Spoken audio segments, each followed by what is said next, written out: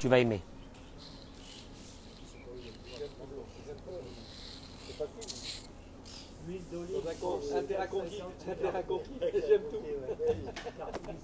Ah, ici. Boker Tov, messieurs, Boker Tov d'être là avec moi ce matin, à Dor HaGeoula. Je vais aller sur un aspect psychologique énorme de l'être humain.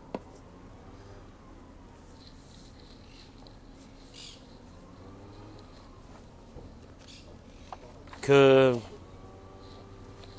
beaucoup de personnes n'arrivent pas à se contrôler dans leur vie.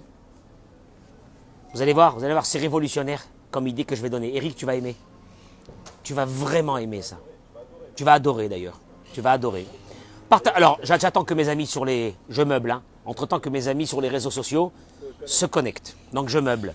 Boker Tov. Baruch Haba. On est le combien aujourd'hui? Le 22 novembre. Mardi. 22 novembre. Il n'y a rien, Olivier? Demain, je m'occupe. Olivier, demain, je m'occupe. Demain, je m'occupe. Bezrat Hashem. Olivier, assieds-toi. Olivier, assieds-toi.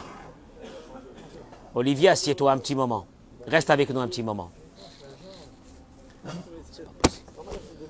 C'est pas possible. J'ai l'impression d'avoir affaire à un ado, alors qu'il est grand-père déjà, un ado. Mais c'est pas grave. Mon tikkun à moi, c'est de le rendre un quelqu'un de bien dans ce monde, Bezrat Hashem. J'y arriverai tout doucement avec le temps, Bezrat Hashem. Alors, ce matin, je voudrais vous partager ce cours, mesdames et messieurs, s'il vous plaît, parce que c'est un cours extraordinaire. Au début de la paracha, je prends une idée. Si vous me permettez, 2 minutes. Je vais être court aujourd'hui, parce que je dois partir. Yitzhak, la Torah nous raconte qu'il va se marier, donc il s'est marié avec Rivka. Les enfants vont naître, Esav et Yaakov, on parlera demain d'eux. Et la Torah nous dit, Isaac était âgé de 40 ans lorsqu'il prit Rebecca, la fille de, on sait de qui, puisque la semaine dernière, quand Eliezer est parti la chercher, il nous a présenté la famille déjà. La fille de Bethuel, l'araméen, la sœur de Lavan, l'araméen. Il a pris donc Loléisha pour être sa femme. Rachi ramène tout de suite. N'est-il pas déjà écrit qu'elle était la fille de Bethuel et la sœur de Lavan? Qu'est-ce que la Torah est venue recommencer à me dire ça, Tivi? Pour me dire une chose. C'est pour faire son éloge. Ah bon? Tu me ramènes qu'elle était la fille d'un voyou, la sœur d'un voyou, qu'elle habitait dans un endroit catastrophique, où les valeurs humaines ne valaient rien, et tu me dis que c'est des éloges. Quels sont les éloges? Il te dit Rachi. Elle était la fille d'un méchant, la sœur d'un méchant, et son lieu de naissance était peuplé de gens méchants, mais elle n'apprit pas de leurs mauvaises actions. Voilà l'éloge que la Torah, que Dieu a trouvé sur Rivka. Une seule chose. Elle était la fille d'un méchant, la sœur d'un méchant, elle habitait dans un endroit mauvais, et elle n'a pas appris de leurs actions. Alors, moi, je voudrais vous rapporter tout de suite, sans perdre de temps, ça va durer 3 minutes, ce que dit l'un de nos grands maîtres, le Rav Zeidel Epstein, qui était le mashguer de la Yeshiva Torah Or, Zecher Tzadik, Vekadosh Livracha. Il dit une chose énorme. Il dit, tiens, c'est bizarre, c'est tout ce qu'on avait à dire sur elle. Quand on sait ce que le Midrash raconte, que le jour où elle est rentrée dans la tente de Sarah, puisque Yitzhak l'amène dans la tente de sa mère, et Rachi lui-même dit, c'est Rachi lui-même qui dit, que tant que Sarah était vivante, il y avait une bougie qui était allumée de Erev Shabbat à Erev Shabbat. Il y avait la bénédiction sur la pâte, sur la parnassa. Il y avait un nuage qui couvrait cette maison. Le jour où Sarah est décédée, tout ça avait disparu. Le jour où Rebecca est rentrée, tout ça est revenu. C'est pas plus beau que de me dire qu'elle était la sœur d'un voyou, la fille d'un voyou, et qu'elle habitait dans un pays de voyous. C'est ce que tu as trouvé à me dire? Et il dit une chose. Il ramène, c'est énorme comme concept, mais moi je vais vous amener vers, si vous voyagez avec moi pendant quelques minutes, je vais vous amener vers une... Non, c'est pas possible. C'est pas possible. Je n'ai jamais vu un chat pareil. Ah non, non, et s'il te plaît, c'est moi qui parle ici. Et Shlomo HaMelech, il dit une chose extraordinaire. Raïti et kol hachaim ki kin'a ish mere'ehu. Shlomo HaMelech alav shalom, il dit, dans Kohelet. Et j'ai vu que toute la vie fonctionne à travers une jalousie que nous avons l'un de l'autre. Shlomo HaMelech est en train de dire ici un concept. Que on a tous envie de ressembler. Jalousie, c'est pas quelque chose de négatif aussi, c'est positif. On a tous envie de ressembler à ceux qui nous entourent. On les imite, on veut faire comme eux. On a envie d'avoir ce qu'ils ont. On a envie de faire comme ils sont. Tu me suis ou non? Ben, c'est le concept même de la mode. C'est le concept de la mode. Quand il y a un influenceur, un âne, qui dit quelque chose ou qui vend quelque chose, on a envie de l'acheter. Un âne, c'est des ânes, c'est pas des êtres humains, c'est des ânes. C'est des ânes qui n'ont ni culture, ni savoir-vivre, ni savoir, ni un savoir de la vie. Moi, j'aurais bien voulu qu'il y ait des influenceurs qui nous donnent la façon de vivre, la façon de se conduire, la façon de parler, la façon d'éduquer nos enfants, la façon d'avoir une vie de famille, la façon de prendre des responsabilités dans la vie. On n'a pas des influenceurs sur ça. Non? Quand même? Ah bon? On a des influenceurs qui nous influencent aujourd'hui à je ne vais pas perdre mon temps dans ça. Laisse tomber. Et il dit comme ça. Hein? Ah, tu penses que je suis un influenceur? Amen. Si je peux combattre ces influenceurs qui nous expliquent que d'avoir des bouches de canard, c'est beau. Moi, je voudrais bien, ou d'avoir des tatouages sur tout le corps, ou de devenir fou. Moi, j'aurais bien voulu être ça. Et si aujourd'hui nous sommes dans la situation où nous sommes, c'est à cause de ces réseaux sociaux. Alors, je ne vais pas cracher sur les réseaux sociaux parce que moi aussi je me sers. Mais bon, ceci dit, je me demande combien de personnes vont me regarder à moi, ou regarder d'autres rabbinim qui vont donner des valeurs, et combien de personnes vont regarder des tutos. Comment ils appellent ça? Elle m'a dit ma fille, des tutos. Des tutos. Tu connais ça. Hey, je te jure, à un moment donné, j'ai envie de me déconnecter de ce monde qui ne veut rien dire. TV, je sais de quoi je parle, de ces tutos que je parle, et de ces façons de vivre, et de cette perversité qui est en train de devenir normale, mieux que normale. On est jaloux de ces pervers qu'on ne les imite pas, et au fur et à mesure du temps, on va les imiter. Et il dit la chose suivante, le Rav. Pourquoi Dieu a créé cette nature dans l'être humain d'être jaloux de l'autre? C'est ce qu'on est en train de parler depuis un moment.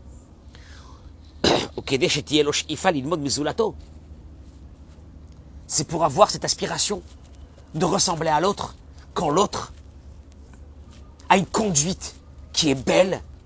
Tu vois un ami, il a réussi avec ses enfants. Qu'est-ce que tu as envie de faire, Richard? Tu as envie que tes enfants réussissent la même chose. Quand tu as tes petits-enfants et que tu vois les petits-enfants d'un autre, et que tu vois comment ils sont, qu'est-ce que tu as envie? Tu as envie que tes petits-enfants soient comme ça? Quand tu vois un couple qui a pleuré pendant des années pour arriver à un équilibre, qu'est-ce que tu as envie? Que toi aussi ton couple soit comme ça? Dieu a mis ça dans l'être humain pour nous élever justement. Omnam, il dit, il peut y avoir aussi un grand danger dans ça, dans cette force. Parce qu'un être humain peut être justement, malheureusement, influencé vers le mal, puisqu'il a en lui cette envie d'imiter, de ressembler, cette jalousie, cette aspiration de ressembler à l'autre. La Torah nous l'a donné, Dieu nous l'a donné pour que nous ayons cette aspiration de ressembler aux autres, dans les façons positives de la vie, mais pas pour les négatives. Mais malheureusement, on a ce danger. Afilo Adam Bar, Ma'alagdola, il te dit même quelqu'un de très grand, il est en danger. En se mettant dans un endroit où il y a des personnes qui ont un niveau très bas, tout doucement, il a envie de leur ressembler et il va descendre vers eux. Quand est-ce que tu peux dire qu'un homme vit pour lui-même, s'est construit lui-même, à travailler sur soi-même. Rien ne peut le faire tomber. Chaque petite épreuve de la vie ne le met pas par terre. Tu sais quand est-ce qu'on peut dire ça, Tivi? Tu sais quand est-ce? Il te dit.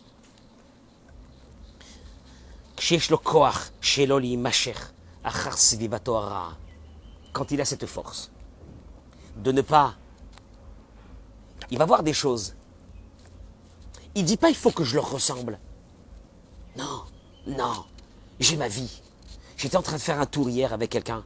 Il était 11h ou 9h ou 10h du soir. J'étais en train de faire du sport. On est passé devant les piscines qui est là-bas de l'autre côté de Iriamim.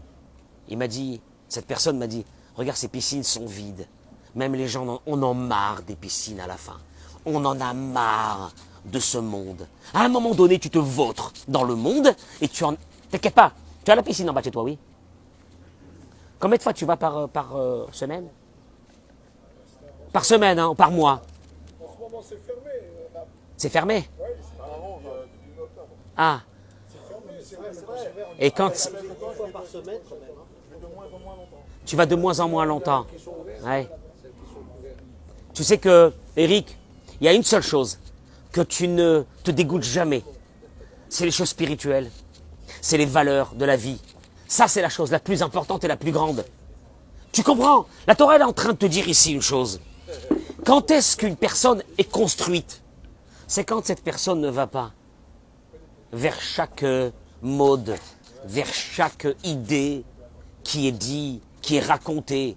Elle s'est construite, elle est forte. La Torah elle te dit, écoute-moi bien, qu'il y ait une bougie sur la tente de Sarah parce que Rebecca est retournée, c'est pas encore un gage de force spirituelle. Tu sais à partir de quel moment c'est un gage de force spirituelle? C'est quand tu vas vivre dans une maison de méchants. Tu vas vivre avec des méchants, mais comme tu es construit, ces méchants n'influencent pas sur toi. C'est ce que la Torah a trouvé. Elle aurait pu trouver quand même de belles choses. La Torah. Depuis que Rebecca est revenue dans la tente de Sarah, la bracha dans la parnassa est revenue. C'est beau. La bougie qui était allumée de Shabbat à Shabbat est restée allumée. Non. La Torah te dit ça c'est pas encore un gage. Il y a des personnes que même avec tout ça, ils sont tombés un jour. Quand est-ce que je sais que tu es fort? C'est quand il y a une construction personnelle de toi à travers toutes les épreuves qui sont autour de toi et tu as tenu. Et là, j'arrive à une idée et je terminerai avec ça. Il ramène ici le Raffinger dans son livre, une chose pour moi qui est fondamentale. Écoutez-moi bien cette histoire qui s'est passée dans un collège, lycée, dans le Michigan. C'est ça? Comme ça on dit le Michigan? Un prof, écoutez-moi bien l'histoire, un prof, vous allez voir qu'est-ce que c'est la construction de soi. Un prof est rentré dans la classe de son collège, de son collègue, pardon. Il a été invité par son collègue pour voir ce qu'il est en train de faire. Il rentre dans cette classe. Il trouve une quarantaine d'élèves. Ces 40 élèves avaient une feuille de papier et ils étaient en train d'écrire. Ce prof s'approche et il regarde ce que les élèves sont en train d'écrire. Il a été invité pour voir ce qui se passe dans cette classe.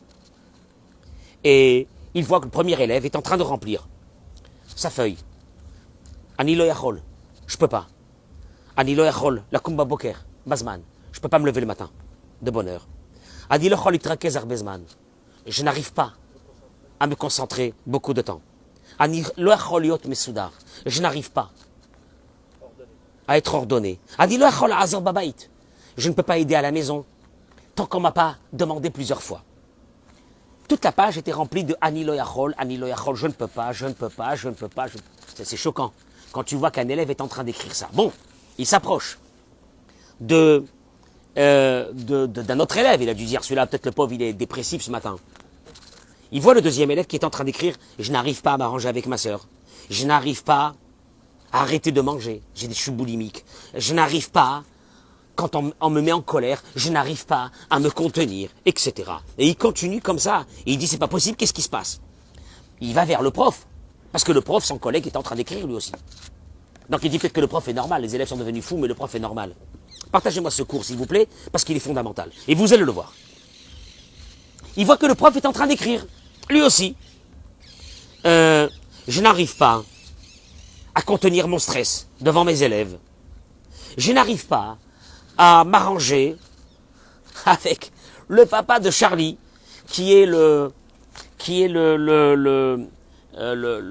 on appelle ça, celui comment on appelle ça quand on a pas le surveillant, le Va'ad Haorim, quand, je commence à oublier un moment, hein, le conseil, celui qui s'occupe du conseil des parents, le principal du conseil des parents, je n'arrive pas à manger avec lui. Je n'arrive pas, le prof a écrit, je n'arrive pas à avoir un bon contact avec mon fils qui a 16 ans. Grosse crise, je n'arrive pas, je n'arrive pas, je n'arrive pas, je n'arrive pas, je n'arrive pas. Et là, il dit, cette classe, elle est tombée dans une dépression anormale. Même le prof, il écrit, je n'arrive pas, je n'arrive pas. Il est là en train de regarder. Tout le monde a fini d'écrire. Le prof a demandé aux élèves de plier le bout de la feuille de papier. Il a porté sur la table une boîte de chaussures. Il a demandé à tous les élèves de faire entrer ce bout de papier à l'intérieur. Il leur a demandé de se lever et de le suivre. Ils vont dans le couloir, et même le collègue qui est là, qui se demande qu'est-ce qui se passe dans cette classe, est en train de les suivre. Ils arrivent devant le charat du Beth Sefer, devant le gardien de l'école. Le prof demande au gardien de l'école de lui prêter une pelle. Ils s'en vont vers le jardin de l'école. Ils vont à la fin du jardin. Écoutez-moi l'histoire. Le prof se met à creuser. Et d'un seul coup, il dit, vous allez assister à l'enterrement de Ani Lo Yachol. De je ne peux pas. De je ne peux pas. Écoute-moi bien. Vous allez voir, vous allez dire c'est un truc un peu bizarre. Vous allez voir. Au début, les élèves se sont mis à sourire, qu'est-ce qu'il est en train de faire, etc. Mais il leur a expliqué. Il leur a dit, vous allez voir ce qui va se passer. Ils ont continué à creuser, chacun a creusé. Quand ils ont fait un trou assez profond, ils ont fait rentrer cette boîte de chaussures et ils l'ont recouvert. 40 enfants étaient autour de cette tombe fraîche. Et chacun avait à l'intérieur une feuille de je ne peux pas. À ce moment-là, le professeur a dit donc nous allons faire une éloge funèbre à je ne peux pas. Les enfants, on s'est rassemblés ici en souvenir de je ne peux pas. Alors que il vient de nous quitter, il était très important dans notre vie. Il faisait partie de nous. Au moins, pour certains, énormément. Pour d'autres, un peu moins. On a parlé de lui tout le temps. Maintenant, repose en paix. Je ne peux pas. Nous allons continuer notre vie sans toi. Paix à ton âme. Et ils sont tous repartis. Le professeur, le collègue qui était là-bas, il a dit, je suis certain que toute leur vie, ces élèves sauront, garderont quelque chose en eux. Que quand il y a un je ne peux pas qui arrive, ils se rappelleront que le je ne peux pas a été enterré. Ils sont rentrés en classe et le professeur avait préparé déjà une matseva, comment on dit matseva, une pierre tombale. Cette pierre tombale, ils l'ont pas mis dans le jardin. Ils l'ont accroché sur le mur de la classe, dans lequel il était marqué « Je ne peux pas être enterré à telle et telle date, paix à son âme, etc. » Voilà, la même chose. Elle est restée, cette pierre tombale, entre guillemets une forme de pierre tombale en papier et carton, était posée dans la classe. C'est hard, hein. Elle était posée dans la classe jusqu'à la fin de l'année. Et ce collègue a dit, ce collègue a raconté, que des années après, quand il entendait le mot « je ne peux pas », il y avait une voix à l'intérieur qui lui disait « je ne peux pas être enterré, c'est fini, ça n'existe pas ». Et là, il dit le Rav une chose extraordinaire. Souvent, des situations de notre vie, on arrive à une chose, je ne peux pas, je n'y arrive pas, je n'ai pas la force, je n'aurai pas la force, je ne peux plus. Et les épreuves, ils nous tombent dessus, je ne peux pas. Il dit, Adam Argish Shulo Mesugal, quand un homme, il arrive à une situation où il se dit, je ne peux pas, je n'arriverai pas. Achalenu la date, nous devons savoir, Shiesh Mishpat Amiti, il y a un proverbe qui est véridique, qui dit, En lo yachol, ça n'existe pas, je ne peux pas. Yesh lo rotse. Mais il y a un proverbe, mais il y a une parole qui est là, et qui dit, je ne veux pas. Je ne peux pas n'existe pas. C'est je ne veux pas qui est là. Nous maquillons le je ne veux pas parle je ne peux pas. Parce que je ne peux pas ne te discrédite pas. Tu es tranquille, je ne peux pas. Mais en fait, tu ne veux pas. Moi, je le dis au couple, quand vous avez des crises, d'abord, ne mets pas ta faute sur quelqu'un. Occupe-toi de ta tête. Si dans un couple, chacun s'occupait de sa tête, avant de s'occuper de l'autre, parce que c'est facile de s'occuper de l'autre, mais occupe-toi de toi. Je vous répète, 90% des divorces n'auraient pas existé. Si on se travaille soi-même, ne t'occupe pas de l'autre. Ne t'occupe pas de l'autre. Oui, mais lui. C'est facile de dire lui. Tu sais pourquoi tu dis lui? Parce qu'en fait, c'est plus facile de mettre la faute sur l'autre en essayant de l'aider à l'autre, mais on t'a pas demandé d'aider l'autre, on t'a demandé à toi.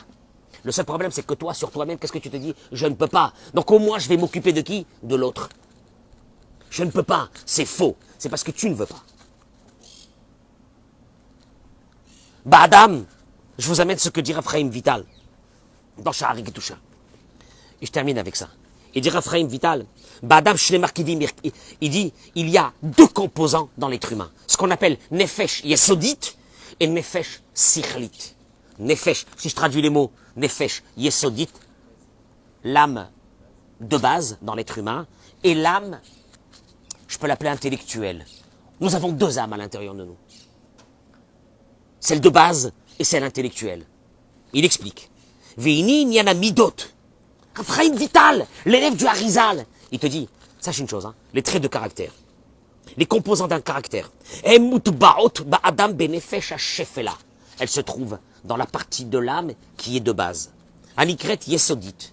Yesodit qui veut dire de base. Elle intègre cette partie de base où il y a tous nos caractères, elle intègre à l'intérieur les quatre composants de force qui existent dans l'humanité, qui sont le minéral, le végétal, l'animal et le médaber. Le médaber, c'est le plus haut, celui qui parle. Il y a des êtres humains, ils ne bougent pas. Ils ne bougent pas. Ils font rien dans leur vie. Ils attendent que les autres y font. Ils se posent. C'est un concept, ils se posent. Qu'est-ce qu'on a tout le monde s'est posé? On s'est posé, on fait rien. On fait rien de notre vie. Ceux-là, il te dit Raphaël Vital, ceux-là, ils ont la dominance du minéral. Ils bougent pas, ou du végétal peut-être. Et encore, même du végétal, je ne sais même pas si long. Il y a ceux qui ont de l'animal. Tu peux pas parler avec eux, ils te sautent dessus. Tu peux pas parler avec eux. C'est des animaux. Tu peux rien faire. Ou ils sont là qu'à chercher des plaisirs de la vie. Comme l'animal. Qu'est-ce qu'il cherche l'animal? Qu'est-ce qu'il cherche? Les plaisirs de la vie, il n'a rien d'autre. Ils vivent le moment, ils vivent l'instant. Ils ont la dominance animale. Ils vivent l'instant. Tu as vu une fois, toi, un mouton qu'on amène à l'abattoir? Tu peux lui mettre de l'herbe. 30 secondes avant qu'il soit égorgé. Il mange. Il vit l'instant. Il y a le Médaber. Il dit, et donc dans cette partie de l'âme de base, se trouve à l'intérieur de ça nos caractères. Et malheureusement, c'est sur ça que va se poser l'âme intellectuelle de l'être humain, sur cette partie qui compose nos caractères. Tu vois, une âme est composée, d'après Raphaël Vital, de plusieurs étages, plusieurs halakim, on le sait. On le connaît pour ceux qui ont étudié un peu la Kabbale. Il dit,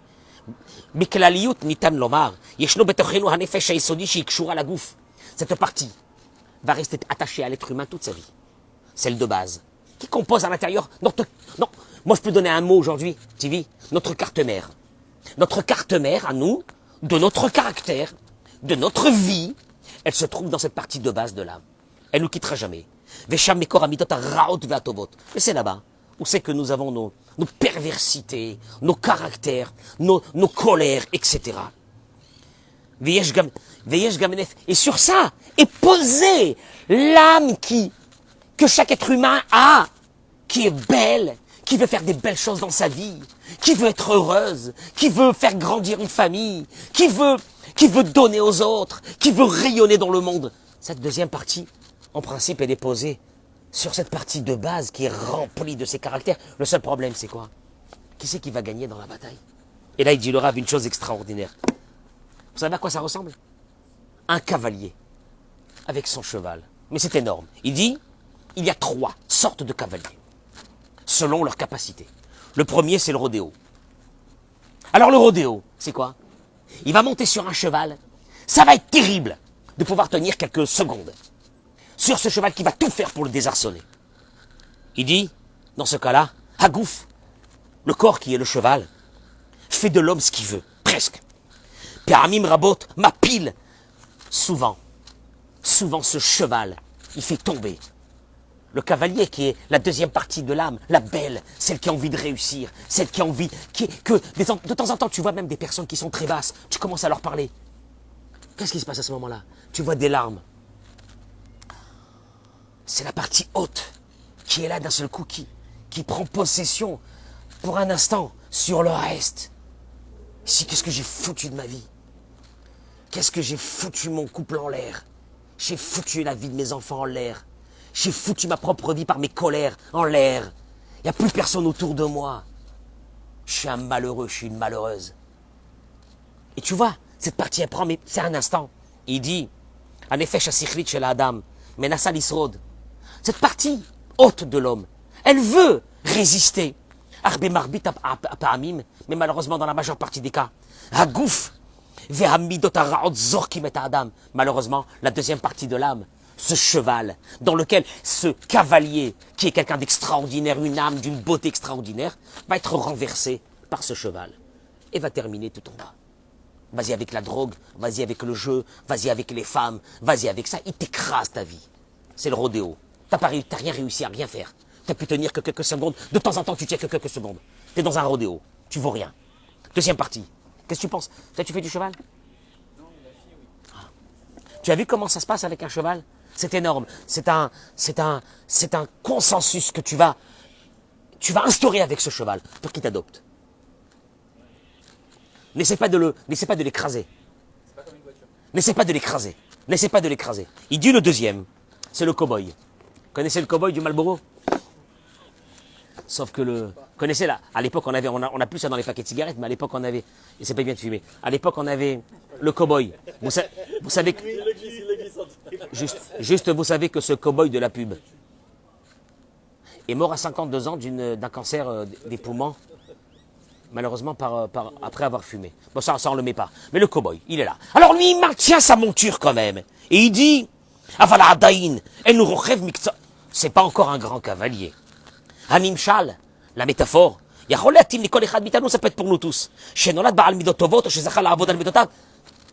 celui qui a travaillé ses midot. Il sait qu'il est sur une monture, il sait qu'il n'est pas le cavalier qui contrôle sa monture à 100%, mais il sait que Baruch Hashem, il a travaillé ses midot, il y avait des problèmes dans sa vie, il a réussi à se travailler. Il n'a pas travaillé les autres, il a réussi à se travailler. Et Baruch Hashem, il est arrivé quand même à avoir une vie pas mal. Moi, un bon matin, il se lève, il dit quand même, avec ce que j'étais il y a 20 ans, Olivier, tu m'écoutes ou non? Ce que j'étais, mon chéri, tu m'écoutes ou non? Je l'adore, Olivier, je l'adore. Il est là, il n'a pas eu de gâteau ce matin, il est resté. Parce qu'il n'y avait pas de gâteau ce matin, quelle ridouche. Tu vois, il est en train de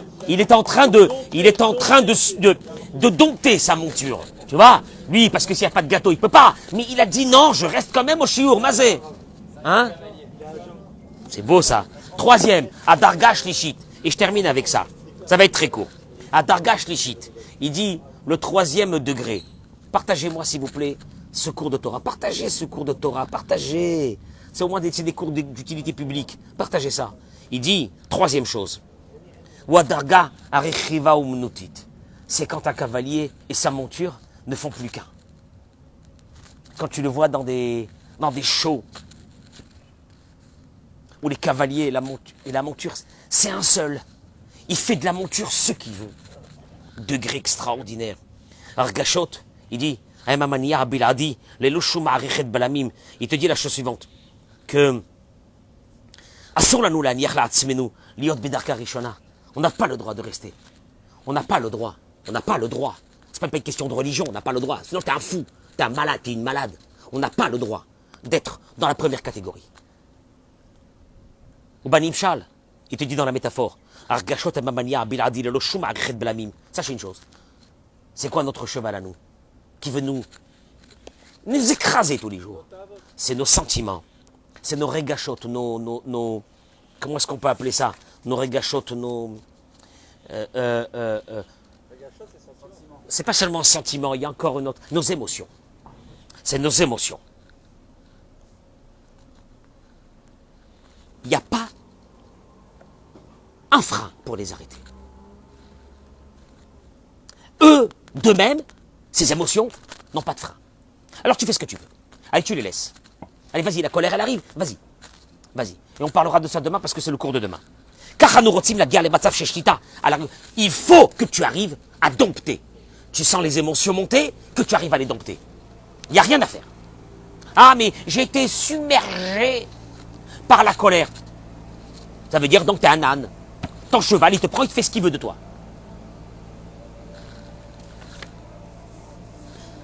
Kédé, Ketsad Magirim. Je vais donner quand même une petite indication parce qu'il y a tellement à parler de ça qu'on peut parler pendant des jours. Je termine avec ça. Il dit la chose suivante. Comment est-ce qu'on arrive à dompter ce cheval? Arishon Shebaemu, Shne Tsaadim Achora, Shne Tsaadim Kadima. Ah, vous avez jamais entendu parler de ça? Deux pas en avant, deux pas en arrière. Mais attention, il te dit, les deux pas en arrière, c'est pas deux pas qui veulent dire tu es en train de perdre. Il te dit, je vais te donner une indication, elle est phénoménale. Quand il y a les émotions qui arrivent, il appelle cela Shitata'ait. Énorme. C'est, excuse-moi, c'est des mots en hébreu assez compliqués. Shitata'ait. Il a fallu comme moi vivre avec des Israéliens depuis que j'étais petit pour comprendre ces mots-là. C'est la technique de l'aigle. Shitat Ha'ait, la technique de l'aigle. Qu'est-ce qu'il fait l'aigle? Il dit la chose suivante. Quand tu sens qu'une émotion va te submerger, une colère, n'importe quoi, nous devons réfléchir. Comment est-ce qu'elle a commencé? Là, ce matin, j'ai une émotion, j'ai une colère, j'ai eu un truc. Oui, comment? Je réfléchis. Comment est-ce qu'elle a commencé? Et de se dire où était le point de départ. Et de localiser ce point de départ. Écoutez-moi bien ce que je te dis. C'est très important. Tu localises le point de départ de ta colère. Ou tu es un âne, tu passes de colère en colère et tu te dis, moi je suis colérique de père en fils. Ouais, mais de père en fils, vous avez été des malheureux. De père en fils, vous avez détruit le monde.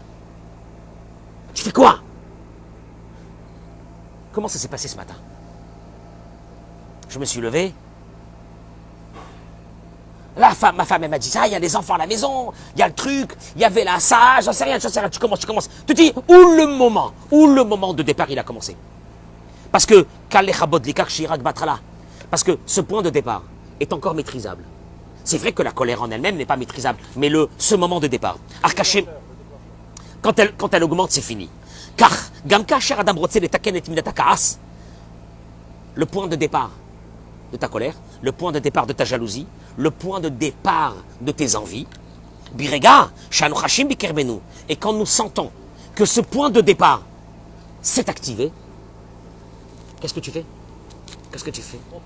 Birega, Shanu Pokshi Madame, ou bien on rencontre quelqu'un que quand je le vois, ça me met en colère. Des fois, je dis à quelqu'un, pourquoi il te met en colère? Il m'a dit, il a une tête à claque. Il a une tête à claque, j'ai envie de frapper. Chaque fois que je le vois, j'ai envie de frapper. Il a dû faire quelque chose de tête avec lui.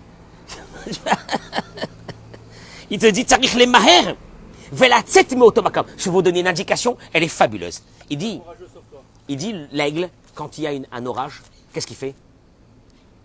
Il sent que l'orage va arriver. Qu'est-ce qu'il fait? Allez, vas-y, qu'est-ce qu'il fait? Deux pas en arrière.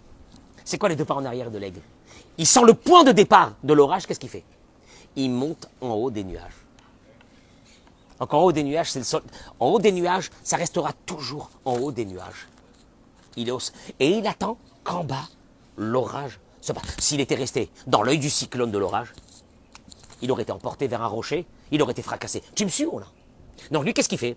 Il ne se bat pas avec l'orage. Quand il sent que l'orage arrive, qu'est-ce qu'il fait? Il va monter en haut. Il dit, la chose qu'il faut se dire, pour monter en haut de l'orage, au moment où c'est qu'il y a une colère. Il y a deux façons d'aborder la colère. La première, je me dis, Ani Koès, je suis en colère. La deuxième, je sens en moi une colère. Quelle différence entre je suis en colère et je sens en moi une colère? Il te dit,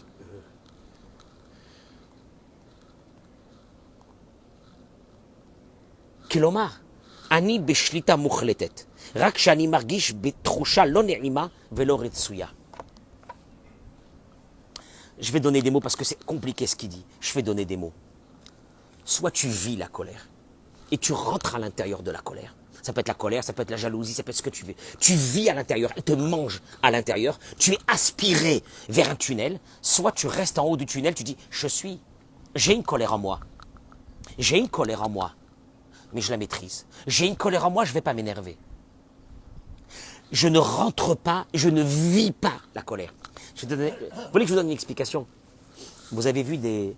Là, je vais vous donner... Ça, vous allez comprendre ce que je suis en train de dire, TV. Tu as vu des films de... Pas des films, on appelle ça des caméras cachées, qui sont en train de mettre en colère quelqu'un qui va devenir fou. Là, il prend un truc, il dit, je vais le tuer. Tu aimes ça?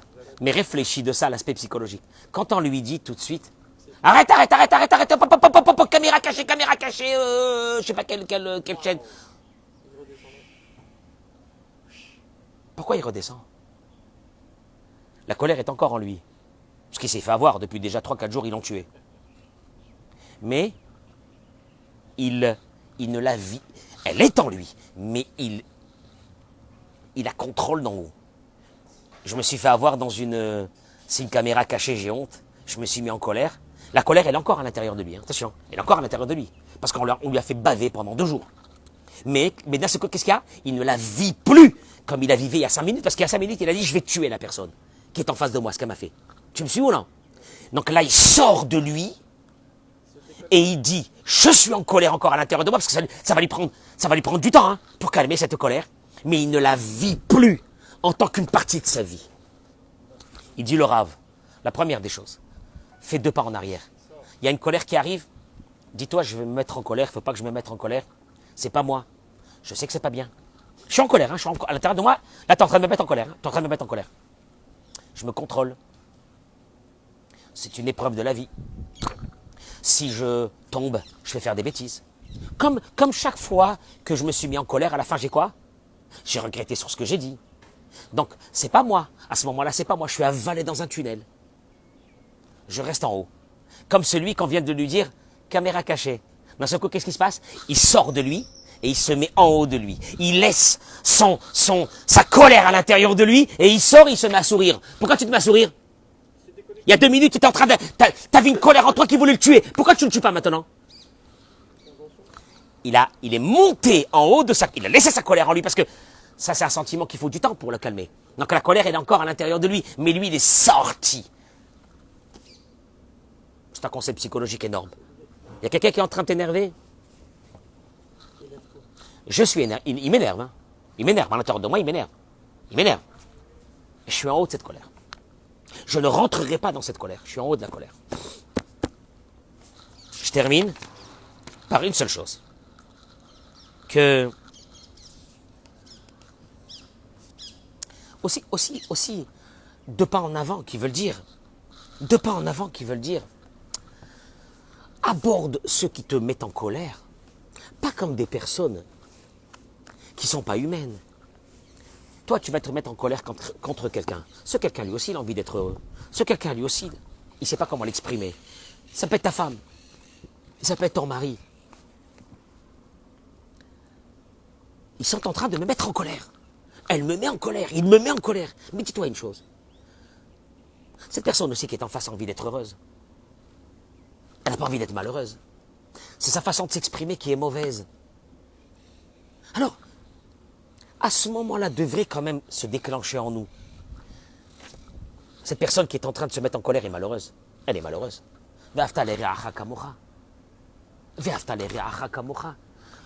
Fais rentrer dans sa tête que tu n'es pas... Tu sais quoi? Il y a une seule chose qui va te faire rentrer dans un monde animal. C'est quand tu prends la personne qui est en face de toi, qui est en train de te mettre en colère. Toi, tu rentres dans ta colère, elle t'avale, et tu vois la personne en face qui n'est plus une personne. Qu'est-ce que tu vois en face de toi? Hein? Un démon, un démon, un démon, un démon qui veut ma mort, un démon qui veut me tuer, un démon qui veut ça. Sors d'abord de ta colère. Mets-toi en haut. Mets-toi en haut. Tu sais bien qu'après la colère, tu regrettes. Tu sais bien qu'elle va retomber, elle ne restera pas. Mets-toi en haut, comme cet aigle, en haut de l'orage. Mets-toi en haut de l'orage. Sors, dis-toi caméra cachée. Caméra cachée. Caméra cachée. Quand on dit à quelqu'un caméra cachée, la honte qu'il a à ce moment-là. Vous avez vu la tête qu'il a, la tranche. TV, t'as vu la tranche qu'il a? Et puis d'un seul coup, il était avec un bâton, je vais le tuer devant tout le monde. Maintenant, il y a des caméras de partout, je vais le tuer. Et d'un seul coup, on lui dit, papa, caméra cachée, je sais pas quelle télévision. Oh, il jette son bâton. La colère, elle est encore en lui, mais il est déjà sorti de sa colère. Et deuxième chose, c'est que la personne d'un seul coup qui est en face de lui, tu sais bien que c'est une personne qui a envie d'être heureuse. Elle est malheureuse. Elle ne sait pas s'exprimer. Elle ne sait pas comment le faire. Tu sais quoi? Commence à faire du bien dans ce monde. Avec ceux qui te mettent en colère. Elle aussi, elle a envie de vivre et d'être dans la joie. Et elle a envie aussi. Arshab, il dit, ça peut être dans toutes les autres choses. Tu te lèves ce matin avec une tristesse. Dis-toi, la tristesse, elle est en moi. Moi, je ne suis pas triste. Moi, je ne suis pas triste. On est deux. On est deux. Je m'élève. La jalousie, elle est en moi. Mais moi, je m'élève de cette jalousie. Vous savez comment on appelle tout ça? Le travail d'un être humain dans ce monde. Ah bon? Oui. Et c'est le plus important? Oui. D'où tu sais que c'est le plus important, Eric? C'est que la seule chose que la Torah elle a trouvé à dire sur Rebecca, c'était quoi? Elle a vécu avec des pourris. Elle est restée tzadékette. Ah bon? Il n'y a rien d'autre? Pas une grande tzadékette, parler avec Dieu? Non. Tout ça, c'est des bêtises. Grande religieuse. Mais très religieuse. S'en fiche. Comment tu t'es travaillé toi-même? Comment tu t'es travaillé toi-même? Ce sont des techniques qu'on est en train d'avancer demain. Ça va être très, très, très intéressant, Bezrat Hashem, dans le cours. Je vous souhaite une journée de folie. Bracha ve'atzlacha. Énorme journée, énorme, Tommy, énorme journée de bracha de Hatzlacha. La Ziziali. Toda Rabba. Attendez, en live, j'embrasse un Marocain, parce que je les adore, les Marocains. Et de Debdou, comme moi. Bracha ve'atzlacha, Toda Rabba. Mesdames et messieurs, partagez-moi ce cours, s'il vous plaît. On va avancer ensemble, vous inquiétez pas. On va rester ensemble, on va avancer ensemble chaque jour. Sachez que le premier qui bénéficie de ces paroles de Torah, c'est moi. C'est ma vie. C'est mon moi à moi que je travaille à travers ces cours de Torah. Vous allez voir. Si vous avez la volonté, on peut avancer ensemble, Bezrat Hashem, pour un monde meilleur. Amen, Kenny Ratson.